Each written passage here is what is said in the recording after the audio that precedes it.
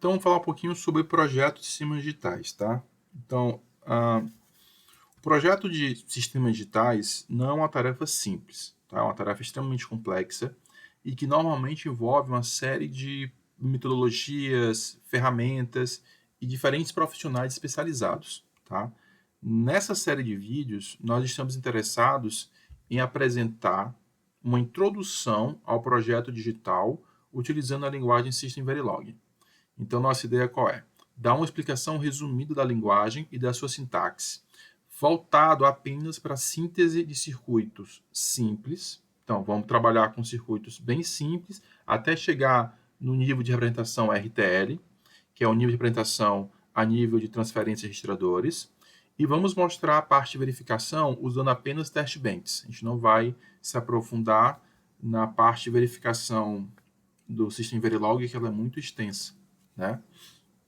A ideia é que a gente possa mostrar exemplos de computação de alguns circuitos, circuitos também bem simples, a gente não vai se aprofundar em circuitos mais complexos, e que no final desse conjunto de vídeos, né, vocês tenham aí uma visão geral de como é que é o fluxo de um projeto de sistemas digitais, né, pelo menos voltado para a questão da modelagem e simulação, não tanto a questão de você conseguir emular depois no FPGA ou algo do tipo. Tá? Esse é o nosso objetivo.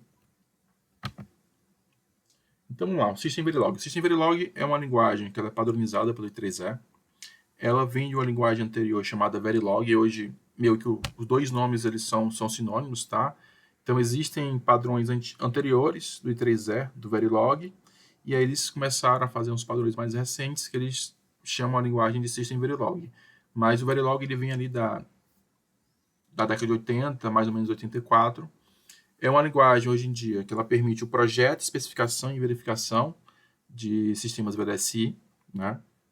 Sistema de altíssima escala de integração, e a gente consegue fazer a descrição de hardware de maneira comportamental, RTL e também em nível de portas lógicas. Então você tem ali uma capacidade de modelagem bastante interessante. E ela é uma linguagem que, como ela parte, né, ela tem uma parte dela voltada para verificação, então ela tem orientação a objetos, né, que você pode usar para essa parte de verificação. Tem uma série de ferramentas voltadas para verificação de circuitos, tá? Existem alguns padrões, o VM, que o pessoal utiliza para fazer verificação, mas não é o nosso objetivo aqui. Mas é importante que vocês saibam. O Verilog é uma linguagem, né? O Verilog System Verilog. Eu vou usar os dois termos de maneira sem distinção, tá? Então, o System Verilog ele é uma linguagem muito utilizada na indústria. Então, se você for procurar na indústria e nos grandes centros acadêmicos, principalmente nos centros acadêmicos dos Estados Unidos, a maior parte das pessoas estudam Verilog e trabalham com Verilog. A maior parte das ofertas de trabalho na área também são para Verilog e System Verilog, tá? Ele permite, né, que a gente faça a descrição estrutural e ou comportamental, né, uma descrição mista, né, posso fazer todo só estrutural ou só comportamental de circuitos digitais, e a sintaxe dele é bem simples, né, ela é parecida com a sintaxe do C e do Fortran, né, e ela é fracamente tipada.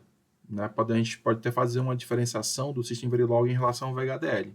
O VHDL também é uma linguagem para projeto e simulação de circuitos digitais, sistemas digitais, só que o VHDL tem uma sintaxe um pouco mais verborrágica, né? Você precisa escrever um pouquinho mais para poder fazer as coisas com o VHDL, e hoje em dia, né, quando você vê o mercado e vê as ofertas de vagas, a maior parte das vagas realmente são para Verilog.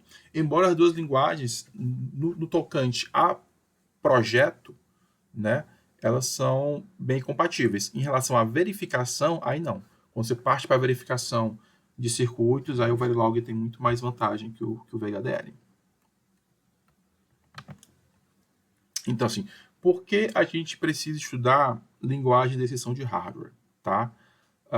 Vou colocar aqui três argumentozinhos só para a gente poder conversar.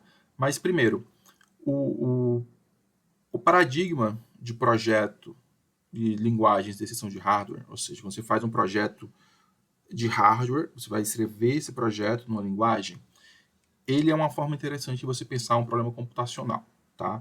Então, assim, existe uma série de problemas que você consegue fazer tanto em software, né? Você vai lá para fazer em Python, C, C++, Java, a linguagem que você se interessar, como você também consegue conceber isso na forma de circuito, né? Por exemplo, essa parte de filtros digitais, transformada de Fourier, né? Até a parte de redes neurais, você pode ter circuitos com processadores que acelerem um processo de inferência, ou até mesmo tem algumas pessoas que até o treinamento da rede também fazem usando HDLs, rodando em FPGA. Então, assim, é uma forma de você pensar um problema computacional de uma outra maneira, né? Quando você usa a linguagem de direção de hardware, você consegue explorar o paralelismo inerente dos circuitos. E com isso você consegue oferecer soluções mais otimizadas, tá? Quando você trabalha com software, você também consegue trabalhar com paralelismo, mas normalmente está um pouco mais limitado em relação ao número de núcleos ou número de threads que tem o seu sistema, né? Mesmo que você trabalhe em alguma área específica, que você tenha acesso a um cluster de computadores, você tem uma certa limitação ali, também tem a questão de quanto menos fortemente acoplado ao sistema, você vai depender da latência de comunicação entre os nós computacionais, e que no circuito, né, tudo ali acontece ao mesmo tempo, tudo em paralelo. Então isso é interessante do ponto de vista de otimização, e também é interessante do ponto de vista de como é que você dá a solução para aquele problema. Tá? Ao invés de você pensar a solução ela de maneira inerentemente sequencial, você imaginar que você consegue fazer as coisas simultaneamente, porque no circuito as coisas funcionam ao mesmo tempo.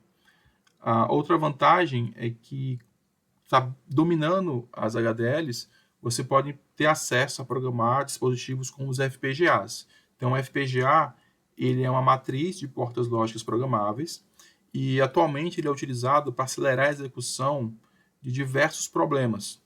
Tá? Então, assim, muitas pessoas estão utilizando FPGAs para poder fazer inferência de redes neurais, ou treinamento de redes neurais, ou resolver problemas para o mercado financeiro, porque os FPGAs, em detrimento a outras soluções, que também oferecem um certo grau de paralelismo, por exemplo, as GPUs, que são as unidades de processamento gráficas, né, que o pessoal utiliza, as placas de vídeo que o pessoal utiliza para jogos, você também pode usar GPUs para poder resolver alguns problemas, porque elas são massivamente paralelas. Mas, diferentemente das GPUs, o FPGA tem baixo consumo de energia. Então, quando você para pensar, né, nesses grandes data centers, clusters, né, que tem vários data centers desses também que utilizam GPUs, né, o consumo de energia é muito alto. Então, uma solução com FPGA, ela tende a ser, talvez o desempenho não é tão bom quanto o desempenho com a GPU, ele se aproxima em muitos casos, mas o consumo de energia ele é bem melhor. Então, quando você faz a razão desempenho por consumo de energia, as FPGAs elas têm um interesse muito maior. A grande dificuldade delas é que você precisa dominar as linguagens de descrição de hardware para poder, né, trabalhar com FPGA. Uma coisa que é importante a gente frisar e que é importante vocês saberem são as diferenças entre uma HDL e uma linguagem de programação. Então, quando você trabalha com linguagem de programação, aquele código que você escreveu, ele vai ser compilado e vai ser gerado um conjunto de instruções que vai ser executado por um processador ou por um interpretador. Quando você trabalha com um HDL, aquelas instruções que você colocou ali, elas vão ser sintetizadas na forma de um circuito. Ou seja, portas lógicas vão aparecer naquilo que você está escrevendo, tá? Então, por exemplo, aqui eu tenho uma figurinha que eu tenho aqui algo bem simples, é um if. Se A é igual a 1, então B recebe B mais 1, se não, B recebe 0. Então, isso aqui seria como você escreveria numa linguagem de programação, interpretando de maneira sequencial cada instrução. Isso aqui, quando você vai para HDL, isso se transforma em um circuito. Né? Então, esse circuito, né, eu tenho aqui um valor mais, valor 0, eu tenho um multiplexador, o multiplexador é um circuito combinacional que, dependendo do valor que tem na entrada de seleção, ele vai jogar ou essa entrada para a saída. Né? Então, a gente teria um circuito físico que estaria sendo implementado a partir desse código aqui. diferentemente de quando você trabalha com linguagem de programação, que aí ele vai gerar instruções que vão ser executadas por um processador ou por um interpretador, tá? Então, quando a gente trabalha com HDLs, a gente tem que sempre manter isso na cabeça, que HDL não é software, né? É hardware. Né? A gente tem que pensar como projeto de circuito e não como projeto de software.